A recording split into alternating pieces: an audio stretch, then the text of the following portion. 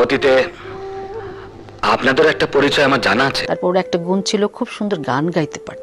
হাওয়ায় জাহাজে উড়ে উড়ে এ দেশ ঘুরে ও দেশ ঘুরে। আসসালামু আলাইকুম বন্ধুরা, আজ আমরা যাব কিংবদন্তি নায়ক জাফর ইকবালের বাড়িতে।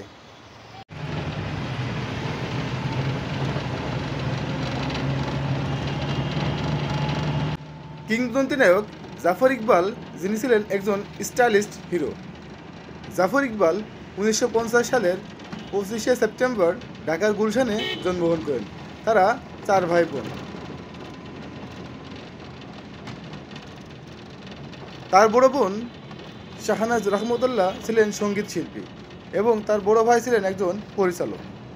জাফর ইকবালের শুরুটা হয় সঙ্গীত দিয়ে।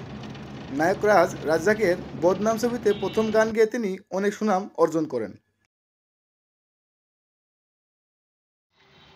বন্ধুরা, আমার সামনে যে বাড়িটি দেখতে পাচ্ছেন, এই বাড়িটি হলো কিংবদন্তি নায়ক জাফর ইকবালের বাড়ি।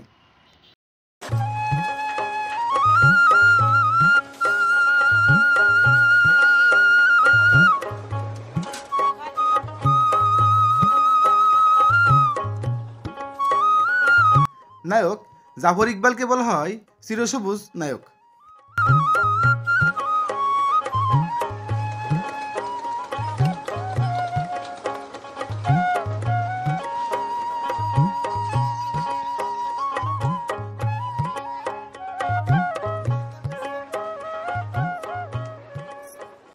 বর্তমানে এই বাড়িতে তাদের কেউ থাকে না, একজন মহিলা থাকেন শুধু বাড়িটা দেখাশোনা করার জন্য।